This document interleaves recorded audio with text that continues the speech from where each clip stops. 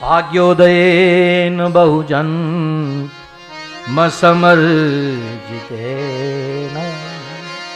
સત્સંગમં ચ લભતે. નારદજી કહે ભાગ્યનો ઉદય થાય, સત્સંગની પ્રાપ્તિ થાય. અને પ્રાપ્તિ થઈ તો શું થયું? સર્વાણી તીર્થાની ભવંતિ યત્ર યતરાચ્યુતોદાર કથા પ્રસંગા. ભગવાનની ઉદાર કથાનો જે આરંભ થયો, ભાગવતકાર લખે, વ્યાસજીએ લખ્યું, સુખદેવજી રાજા પરીક્ષિતને કહે કે કથાનો આરંભ થયો ને તો ગંગાજીના કિનારે કથા શરૂ થઈ તો યમુનાજીએ રસ્તો બદલ્યો, ગંગા તરફ ગતિ કરી. હા, નર્મદાજીએ રસ્તો બદલ્યો, હરિદ્વાર બાજુ આવવા માટે હાલતા થયા.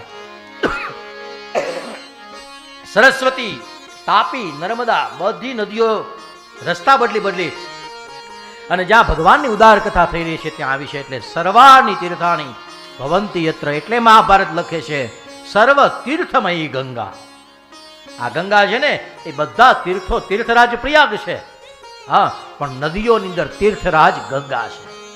સર્વ શાસ્ત્રમયી ગીતા, સર્વ દેવમયો હરિ, સર્વ તીર્થમયી ગંગા અને સર્વ વેદમયો મનુ.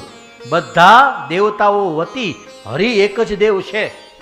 બધા શાસ્ત્રોના અધિષ્ઠાતા શાસ્ત્રની ગીતાની તરીકે વર્ણન થઈ છે. એમ સર્વ તીર્થોના શ્રેષ્ઠ તીર્થ તરીકે સર્વ તીર્થમયી ગંગા.